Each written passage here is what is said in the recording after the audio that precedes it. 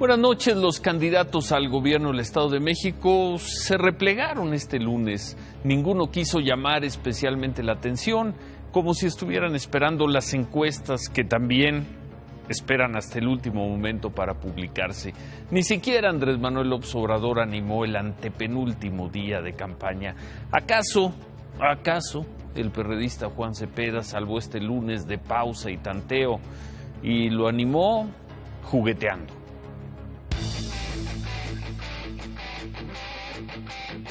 El candidato del PRD, Juan Cepeda, dedicó este lunes a contestar preguntas de sus posibles votantes a través de sus redes sociales.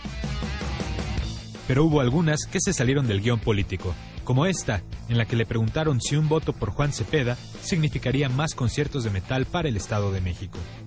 Cepeda contestó que le gustaría llevar al Estado de México a Metallica.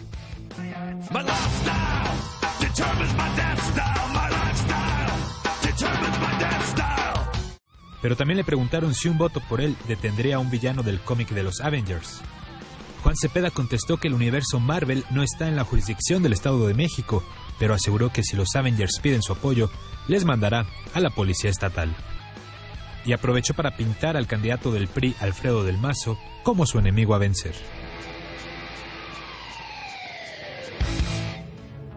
Quien sí parece tener ganas de calentar las cosas es el nieto de la maestra Elvester Gordillo.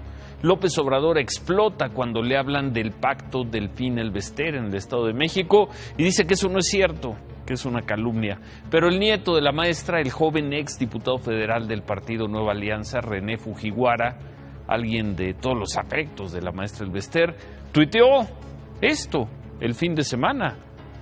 Delfina ya superó por primera vez a Del Mazo y Cepeda crece poco, dice la encuesta del CISEN. No parece haber duda de qué lado está el corazón de Fujiwara, el nieto de la maestra Elvester, quien además hoy señaló con dedo flamígero al líder del sindicato de maestros del priista, sindicato de maestros Juan Díaz. Escribió también en Twitter: estoy convencido de que el mayor obstáculo para que Elvester alcance la libertad es Juan Díaz. Quizá Fujiwara sea un pez demasiado pequeño para el tamaño del desafío electoral en marcha, o quizá la maestra Elvester quiso hacer llegar este mensaje a través de su nieto. Delfina ya superó a Del Mazo. Y mientras tanto, maestros de la CENTE, de la dura sección 22 de Oaxaca, se aparecieron en un mitin de la candidata Delfina Gómez, de la candidata de Morena, para ofrecerle no solo apoyo, sino para anunciarle que vendrán de Oaxaca a vigilar la elección del domingo. Así, tal cual. Este lunes también tendremos. La Fiscalía de Puebla informa de la captura de 4 personas que habrían asaltado, matado y ultrajado a una familia en la carretera México-Puebla. No creemos en la justicia y menos en la PGR. Sube la voz el semanario Río 12 a 2 semanas del asesinato de Javier Valdés. La mujer que supuestamente le lanzó un huevo a López Obrador en un mitin en Veracruz habla y describe por qué ella no fue. Chivas, Chivas, todo México parece Chiva este lunes.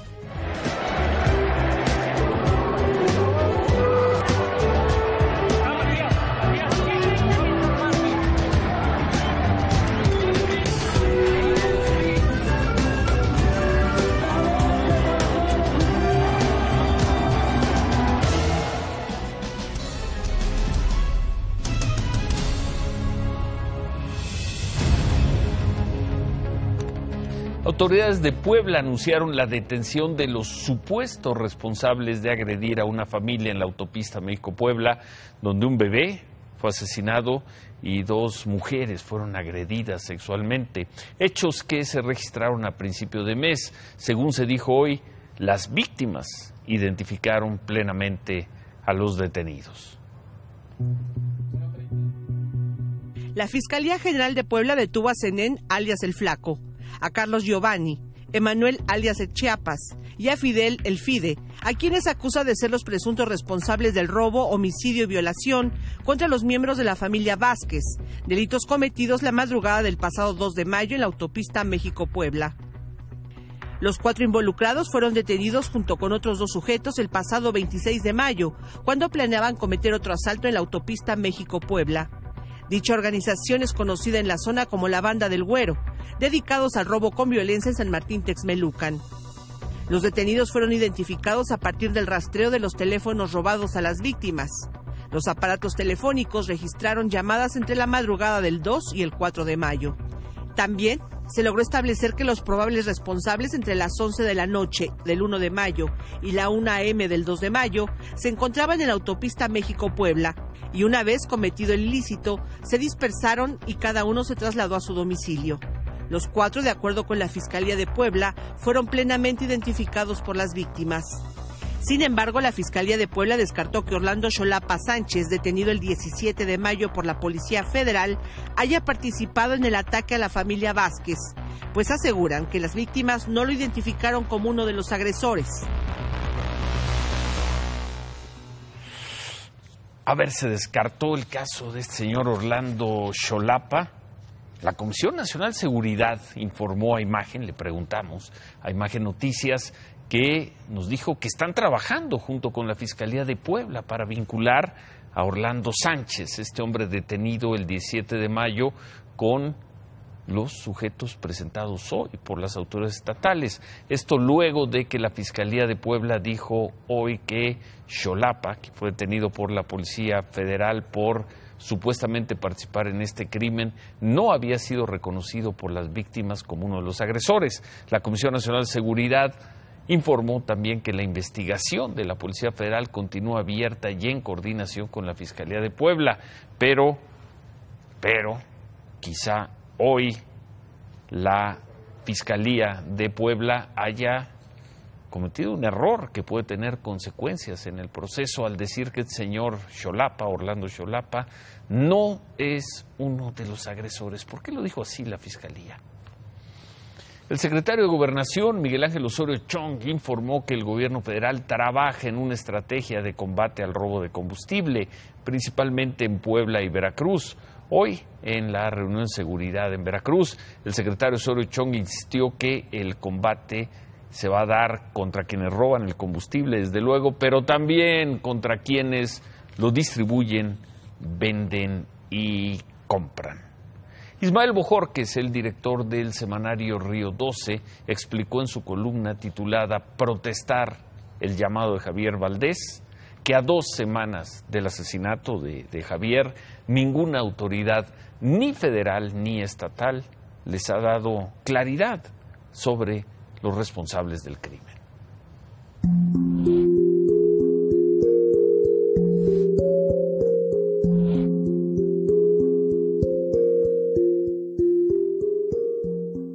No esperaremos a que las fiscalías nos den resultados. De hecho, no creemos en la justicia, menos en la PGR. Han pasado 15 días y lo único que vemos enfrente es un cuarto oscuro lleno de interrogantes. La Fiscalía Estatal fue desplazada de las indagatorias. Quien está llevando a cabo todas las pesquisas es la PGR. Según nos han explicado, el grupo técnico y de investigación que está a cargo del caso es compacto y sin ninguna relación con las policías locales. No es que en la PGR no haya corrupción, pero es obvio que estarían más penetradas por el AMPA y por lo mismo por los probables autores del crimen, las estructuras estatales de investigación.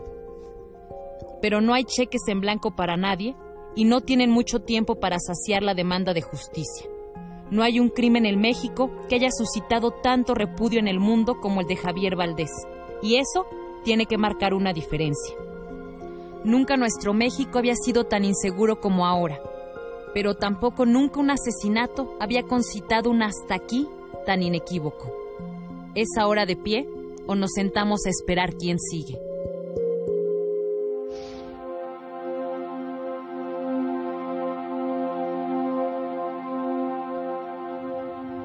Duro y muy severo el editorial de Ismael Bojorquez, el director de Río 12. 2 semanas ya del asesinato de Javier Valdés. El procurador de Michoacán, Martín Godoy, informó que ya hay líneas de investigación en la búsqueda de Salvador Adame, dueño del canal 6 TV de Mújica, quien fue privado de su libertad el ya lejano 18 de mayo. En principio no descartamos la línea original, que es el ejercicio de su profesión. Sobre ese sentido se ha detectado pues una relación que tiene con diversas personas y bueno, ustedes se han dado cuenta porque han venido a comparecer algunas señoras a declarar en relación a este hecho. La Procuraduría de Justicia de la Ciudad de México informó que 3 menores de edad de 15, 16 y 17 años fueron detenidos luego de que esta madrugada asaltaron un Sanborns en la colonia Narvarte. Vamos a ver las imágenes. Las cámaras de seguridad de la Policía de la Ciudad de México captaron a la 1:49 de esta madrugada el momento en que 3 adolescentes intentan escapar de una tienda Sanborns que acaban de robar en el eje 4 Xola y Avenida Universidad. Una patrulla de la Policía Preventiva es alertada por el personal del Centro de Control y Comando de que hay 3 hombres corriendo con 2 bolsas. Adentro del establecimiento, un guardia encargado de la vigilancia se percató del robo y solicitó ayuda de la policía. Los asaltantes entraron con mazos y rompieron las vitrinas. A los detenidos se les decomisaron 16 relojes, 12 teléfonos celulares, 8 cámaras, 2 lentes de cámara y más objetos con un valor de 250,000 pesos. La Procuraduría investiga todavía si los detenidos pueden estar involucrados con otros robos en establecimientos comerciales. Bueno, en una de las historias más sonadas de los últimos años, un juez sentenció a 50 años de prisión a Javier Méndez Ovalle por el delito de homicidio calificado. Lo recordarán, en 2013 este joven, alumno de alto rendimiento del Instituto Politécnico Nacional, golpeó en la cabeza a una mujer, la asfixió y después la descuartizó y esparció sus restos en Tlatelolco, en la unidad habitacional Tlatelolco. Javier Méndez fue detenido en 2014 en San Juan del Río, en Querétaro. Había ganado años antes, en 2011, la medalla de oro en la Olimpiada Nacional de Física y un año después obtuvo la medalla de bronce en las Olimpiadas también de Física en Estonia. Ahora purga una pena de 50 años.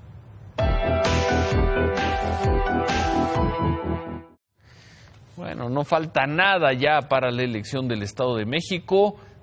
A la campaña le quedan martes y miércoles y el domingo son las votaciones. Hoy la candidata del PAN, Josefina Vázquez Mota, sobre ella la PGR informó que ningún integrante de su familia ni la propia Josefina son investigados por lavado de dinero y por lo tanto pues no están exonerados de nada. Al no ser investigados, pues no se les exonera de nada. Esto por una nota que salió al inicio de las campañas, antes de que comenzaran las campañas, de un supuesto mal manejo de dinero por parte de la familia de Josefina Vázquez Mota, quien hoy estuvo en Ecatepec y ahí firmó compromisos contra los homicidios tan numerosos en Ecatepec.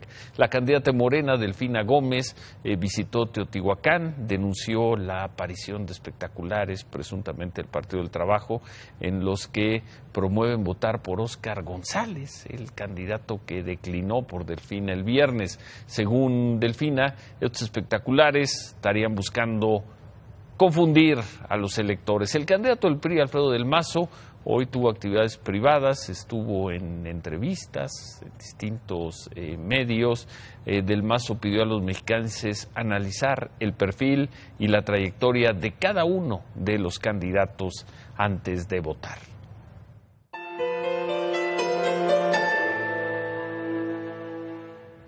Y a propósito de las elecciones, Beatriz Ramos, a quien le dicen la Diabla, integrante de la Confederación Nacional Campesina en Veracruz, aseguró que ella no le aventó huevos a Andrés Manuel López Obrador. El equipo de López Obrador había señalado a Beatriz Ramos como la responsable de esta agresión que sufrió el jueves en Huatusco López Obrador. Esto nos dijo hoy Beatriz Ramos. Beatriz Ramos aseguró que fue al mitin de Andrés Manuel López Obrador en Huatusco, Veracruz, para protestar pacíficamente con cartulinas. De acuerdo con Beatriz Ramos, el diputado de Morena, Cuitláhuac García, le arrebató las cartulinas a ella y a las 4 mujeres que la acompañaban. Al terminar el evento, Beatriz Ramos intentó acercarse a López Obrador para entregarle un escrito. En ese momento, alguien le aventó un huevo a López Obrador. Unas señoras de atrás del municipio de Ixhuatlán dijeron, ella seguro ella fue porque ella es priista. Entonces en ese momento se voltean hacia mí y me empiezan a golpear y me llevan a golpes, entonces yo empiezo a caminar despacio. Después de la primera agresión, Beatriz Ramos se alejó del evento y se fue a la iglesia. Y llegan y otra vez me empiezan a gritar adentro de la iglesia. De ahí ya cosas así discriminatorias, ¿no? Fea, prieta, negra, india. Beatriz Ramos salió de la iglesia con golpes en el cuerpo y una herida en el oído.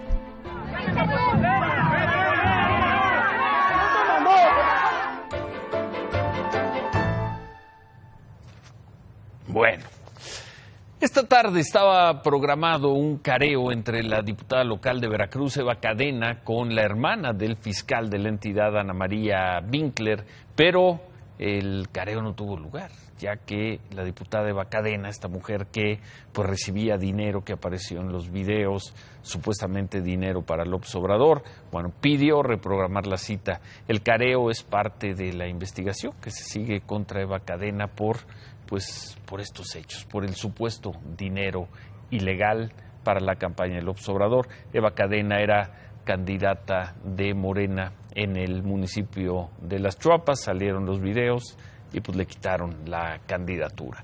¿Qué más tenemos, Paola?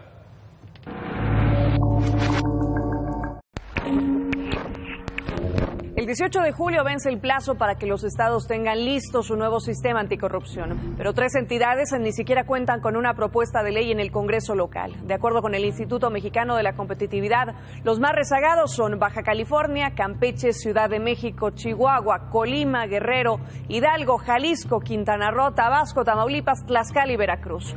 En el resto de los estados ya presentaron sus iniciativas en el Congreso y en 11 de ellos ya fueron aprobadas. Para el fortalecimiento del Sistema Nacional Anticorrupción se destinaron casi 6,000 millones de pesos este año.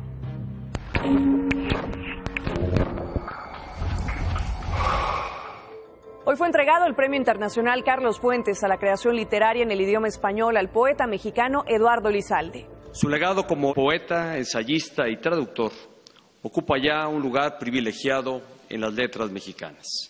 Estoy seguro de que este premio contribuirá a que su obra trascienda generaciones. Lizalde ha escrito 22 libros de poemas y es el autor del Tigre en la Casa, considerado uno de los libros más influyentes. Al momento de entregar el reconocimiento, el presidente Enrique Peña Nieto aseguró que continuará apoyando a los creadores de literatura, danza, música y obras nacionales.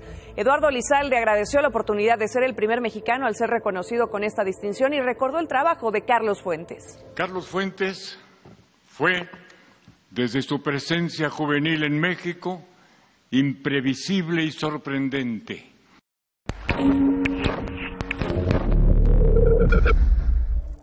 Hoy se registraron 4 enfrentamientos entre grupos del crimen organizado en los municipios de Mocorito y Salvador Alvarado en Sinaloa, uno de ellos cerca de la preparatoria de la Universidad Autónoma del Estado.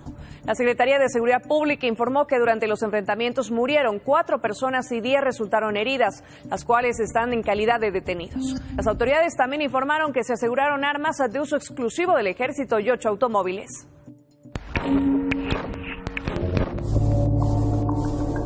Alexei Makev, mejor conocido como Lord Nazi ruso, fue dado de alta del Hospital General y trasladado al Centro de Reinserción Social de Cancún, Quintana Roo. Makev es acusado de asesinar a un joven de 20 años el 19 de mayo cuando un grupo de personas se trasladaron a su casa para lincharlo por grabar videos en los que insultaba a los habitantes de Cancún. Fermín Burgos, director del penal, dijo que Makev tendrá las mismas medidas de seguridad que tienen los otros reos y no se permitirán que ocurran hechos como los que se registraron fuera de su casa.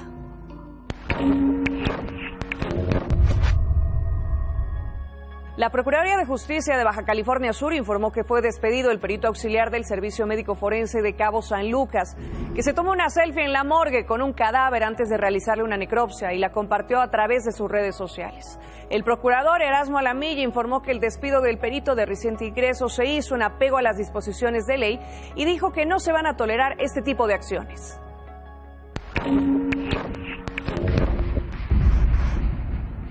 Con droga escondida en maletas de Uber Eats fueron descubiertos 10 jóvenes que fueron detenidos por agentes de la Secretaría de Seguridad Pública en la Ciudad de México. Después del reporte de una balacera en Tepito, en la colonia Morelos, los agentes llegaron al lugar y persiguieron a los jóvenes hasta un domicilio donde encontraron mochilas de Uber Eats cargadas con droga que eran custodiadas por al menos 10 hombres. Al lugar llegaron cerca de 200 agentes, quienes detuvieron a 8 adultos y 2 menores de edad. Permiso, Ciro. Gracias, Paola. Y para quienes nos preguntaron, nos están preguntando todavía esta noche que qué ha pasado con nuestra mesa de los miércoles, con Julio Hernández, con Juan Ignacio Zavala. El miércoles, aquí van a estar, el miércoles tenemos una mesa con ellos sobre el final de las campañas en el Estado de México y como previo a la elección del domingo. Y se va a sumar a la mesa Aristóteles Núñez, el ex director del SAT y muy fino analista también. Así que el miércoles, Juan Ignacio Zavala, Julio Hernández Astillero y Aristóteles Núñez. Antes de dividirnos entre el pueblo bueno y el pueblo malo, déjeme dejarle muy claro que los populistas vienen en la izquierda y en la derecha, de todos los sabores y de todos los colores, porque no hay políticas económicas de izquierda ni de derecha. Existe políticas económicas correctas y políticas económicas incorrectas. Hoy el Consejo Coordinador Empresarial habla en su mensaje semanal sobre la situación económica en Venezuela y la situación política en la que ha derivado. Venezuela es la mejor muestra de cómo el populismo no funciona y cómo pueden tener dos discursos totalmente diferentes. Seguramente usted habrá visto a Nicolás Maduro decir que Trump es lo peor, que es un asco, que saque las manos y si no, ¿cómo le va a ir? Y la andanada del imperio. Pero en el otro lado, los populistas tienen que conseguir dinero de como dé lugar. Acaban de hacer una operación con bonos de petróleos de Venezuela por $2.800 millones que compró prácticamente toda Goldman Sachs. La operación incluye descuento del 69%, es decir, pagaron solo 31 centavos por cada peso. Una tasa de interés del 38%, es decir, más alta que el promedio de las tasas de interés a los créditos hipotecarios, considerando que se trata de una economía la economía que tiene la mayor cantidad del petróleo. En México deberíamos valorar la estabilidad. ¿Cuándo fue la última vez que hubo una crisis económica en este país? 1995. En 2009, después de la caída de la economía global, hubo una caída en la economía, pero no hemos vuelto a tener crisis. Hemos venido construyendo poco a poquito, iba a decir despacito, pero ya quemaron la canción. Sí. ¡Báilala! No. Todavía hay cosas que no estoy dispuesto a hacer a ningún precio. No sé. Hemos venido construyendo una estabilidad económica. Pensemos. La semana pasada el gobierno mexicano usa 40,000 millones de pesos, de esos que vienen del remanente de operación de Banco de México, y con ellos disminuye la deuda. Venezuela, después de todo lo que insulta a Maduro. Deja Venezuela. No, es que hay que compararlo. Por cierto, vamos a ver unas imágenes durísimas. O sea, a ver, él insulta a Trump y que el imperio y no sé qué. Le tiene que ir a vender bonos de petróleo a 31 centavos por dólar porque no tiene dinero. Y eso nos debe llevar a revalorar la estabilidad económica que hemos venido construyendo. Hoy, ¿cuáles son nuestras quejas? Que la inflación está alta, pero créanme que va a disminuir. ¿Cuáles son nuestras quejas? Que crecemos poquito, más que el promedio que la OCDE, pero crecemos poquito. Ya nadie habla de la gasolina. La gasolina dejó de ser un problema. El tipo de cambio, bueno... ¿Qué va a pasar con el dólar? Ya todo el mundo se está subiendo a mi barco que va a llegar a 18.30 el fin de semana. Hoy por lo menos 3 o 4 casas de análisis dijeron que esperan que para fin de semana esté en 18.30. Se subieron a mi barco, se dieron cuenta que mi análisis superior siempre tiene razón. ¡Viva Mexilandia! No, es que no es Mexilandia, este es el México real, es el México que hemos venido a construir. Sí, es un México de las cifras macroeconómicas. No son cifras macroeconómicas. 404,000 nuevos empleos en el Seguro Social no es una cifra macroeconómica, es microeconomía. Aumento de acuerdo con el BAN del 6.6%. Aumento de 6.6% en los niveles de bienestar de la gente que tiene salario. Me doy esta noche. Pudiendo discutir si aumentamos o no el salario mínimo sin que sea de emergencia y que sea retribuidor, ese es el México real, esa es microeconomía, todo lo demás. ¿Van a aumentar el salario mínimo rápido, sí o no? Sí, sin duda. Qué bueno, contra tu voluntad. No. ¿Sí? El salario mínimo debe aumentar. Hoy no va a haber remate. El salario mínimo debe aumentar como resultado de la productividad y de los factores económicos, no por decreto. En Venezuela no han aumentado. ¿Aquí se van a poner de acuerdo? Sí. Bueno. O sea, en Venezuela no han aumentado como 700% y ha sido menos que la inflación registrada el año pasado y ya reconocida por ellos. Se debe aumentar como resultado de la productividad, no como resultado del absurdo populista que hay en México, en Venezuela y en cualquier lado del mundo. Si no va a haber remate, despídete. Ok, entonces hagamos remate, pues. Todavía seguimos esperando. No importo yo tanto como la Comisión Bancaria, Banco de México y la Secretaría de Hacienda, que la Comisión Federal de Competencia les explique oficialmente de qué se trata la investigación que dicen a través de filtraciones que están haciendo en el mercado de valores.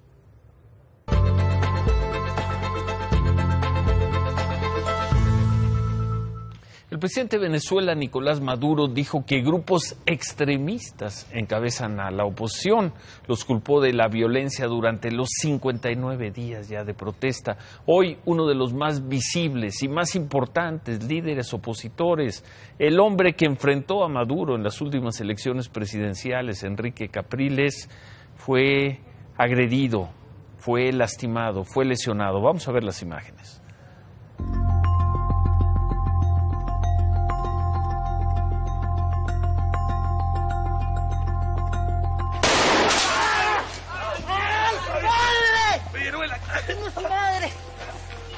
Cara, weón. Ya llegó el Nor. Oh, cachamo, déjanos sacarlo. Izquierda, déjanos sacarlo, por favor. Guardia.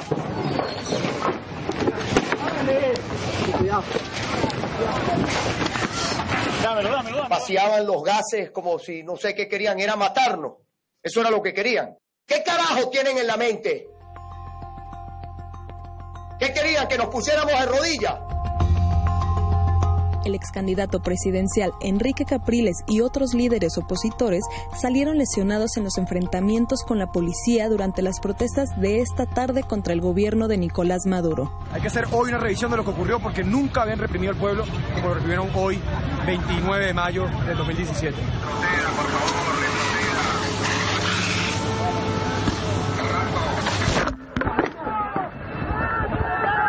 Pueden observar cómo la ballena. Hay una destrucción total de los derechos humanos. Hoy la oposición se movilizó en la llamada Marcha por los Caídos en honor a las 60 personas que han muerto durante 59 días de protesta. Las protestas iniciaron en abril como rechazo a la convocatoria para conformar una asamblea constituyente que podría permitirle a Nicolás Maduro mantenerse más tiempo en el poder. Maduro dijo de nuevo que la oposición es culpable de la violencia. O vienen a elecciones, o vienen a la paz, o vienen al camino constitucional, o siguen en su camino de guerra, de violencia, hasta la derrota siempre. Enrique Capriles dijo que hubo más de 250 heridos en los enfrentamientos de hoy y llamó a protestar mañana frente a la sede del Ministerio de Interior.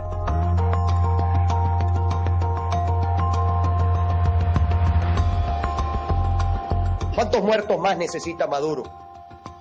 ¿Cuántos heridos? Jamás. Jamás nos van a poder robar la esperanza. Y nuestro amor por nuestro país.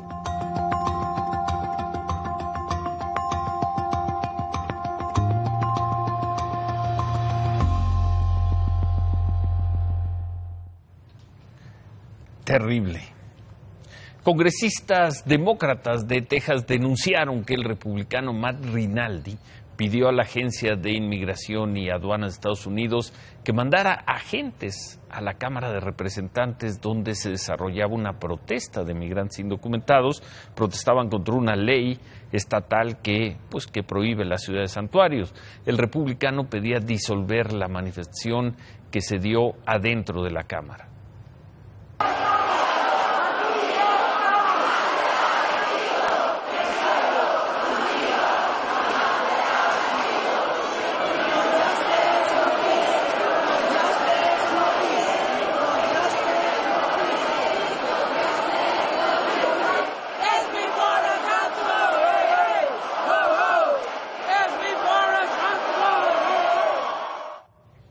Bueno, esta protesta tuvo lugar en Austin, Texas. Quaker State, tu copiloto deportivo, te acompaña. Ciro, amigos, ¿cómo están? ¿Qué pasó en la final? Desde mi perspectiva, no sé qué opine Ciro.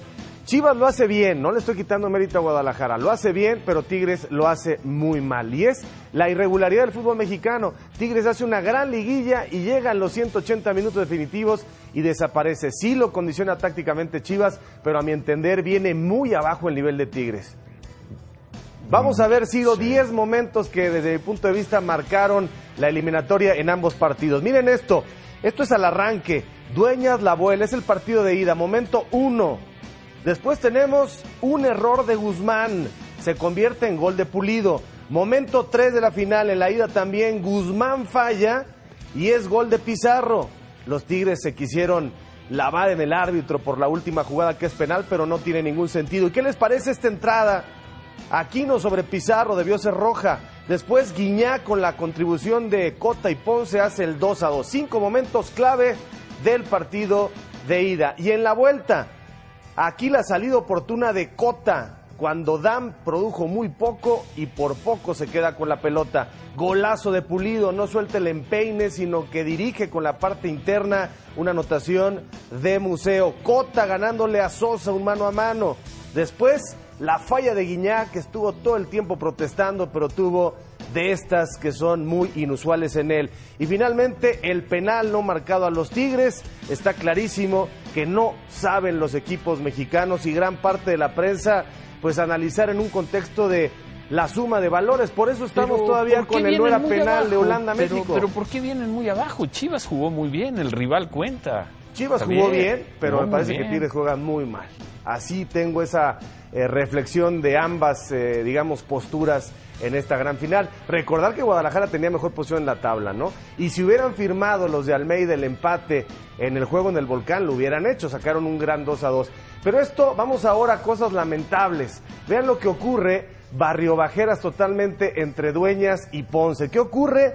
Bueno, al término del partido, Ponce se acerca a Dueñas, le dice algo, el jugador de Tigres reacciona con un intento de cabezazo que el futbolista de Chivas evita, y después, cuando está detrás de Almeida, llega Ponce por la espalda y le da un golpe en la cabeza. Ambos están siendo investigados y vendrán seguramente las sanciones. Los festejos que reportaron las autoridades, 120,000 aficionados en la Minerva siguiendo a las Chivas. Hubo también manifestaciones de júbilo en el Ángel de la Ciudad de México, porque dicen, Ciro, que 1 de cada 4 aficionados al fútbol en México le va al Guadalajara, así que pues seguramente tenemos mucha gente contenta, mucha gente que salió con sus playeras del Guadalajara en distintos sitios de la República Mexicana.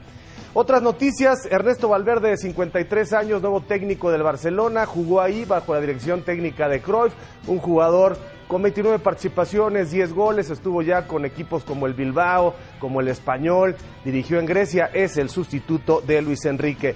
En Monterrey, en lugar de ser los primeros críticos, la directiva de Rayados por esos incidentes violentos contra la gente de Tigres en su estadio, que es muy bonito, en lugar de decir, yo soy el primero que me sanciono, apelan, increíble que apelen este partido de sanción. Y vean la diferencia, y son cosas que hay que comparar, ni modo, Ciro, en Copenhague, en la Copa de Dinamarca, gana este equipo 3-1 al Brøndby, y ve el festejo, le pasan la copa, no solamente a los aficionados que están más cerca, vean a dónde va a llegar el trofeo, este que es un cualquiera, podría ser usted o yo, va y se lo ofrecen a un invidente, a un ciego, y le dicen, mira, toca la copa. La verdad es que culturalmente las cosas se reflejan de manera muy distinta, pero ¿no? ¿Por qué? No hubo mayor problema en el Chivas Tigres. Pues no fue Tigres a recoger la medalla a través de algunos.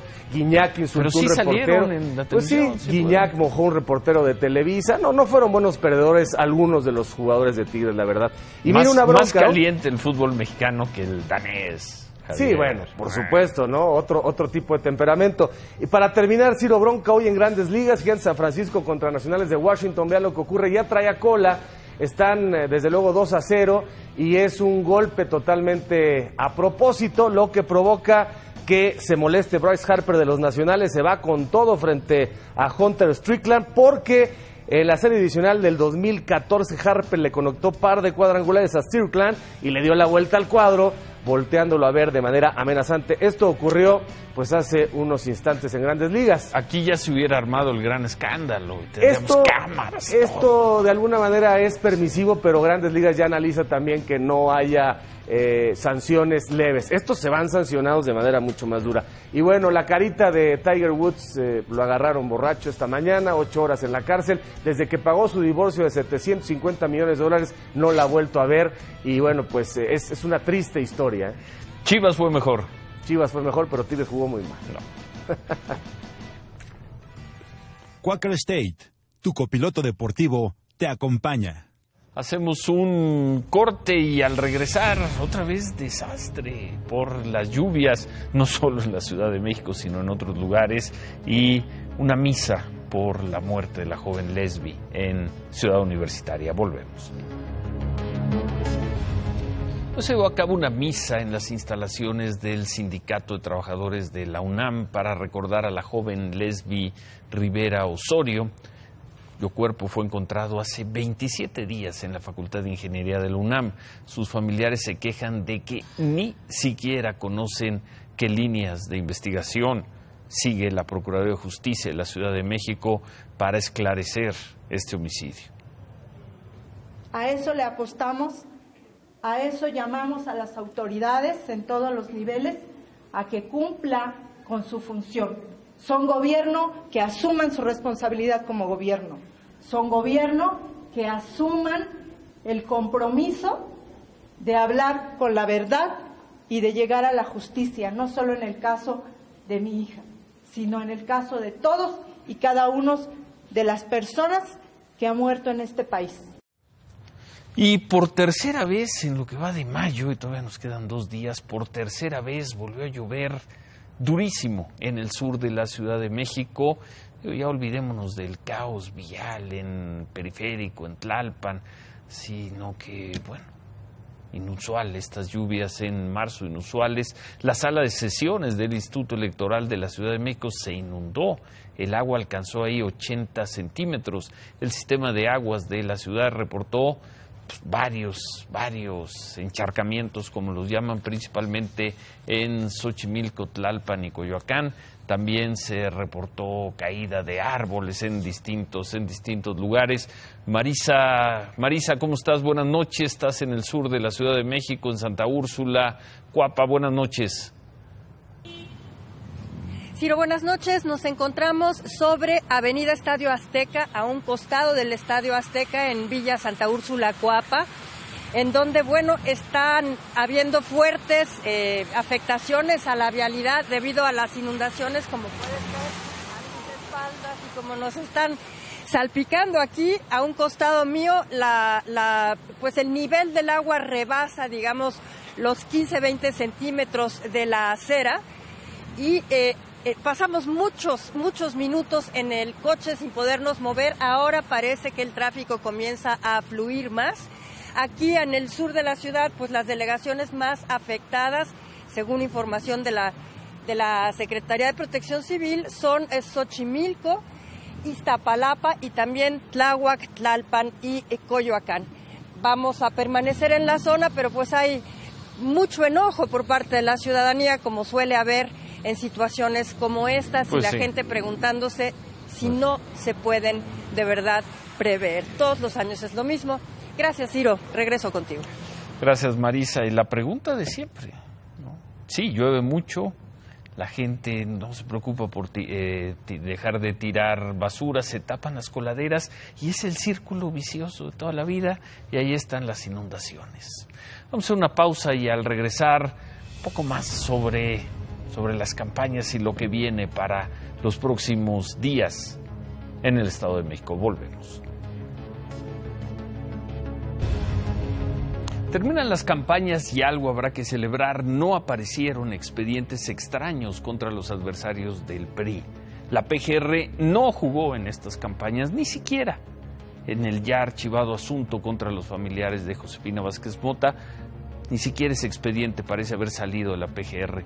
Es una buena noticia y sin duda un ejemplo a repetir dentro de un año en la elección presidencial, cuando la presión será mucho más fuerte de lo que vimos en estas campañas y quizá mucho más fuerte de lo que hayamos visto jamás. El espacio de acción de la PGR no es el de la disputa por el poder, que se mantenga así, distante. Se quedan con qué importa. Gracias, buenas noches. Ánimo.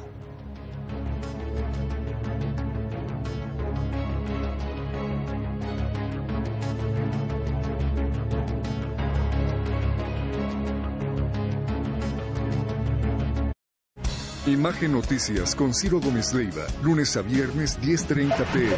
Participa en Imagen Televisión.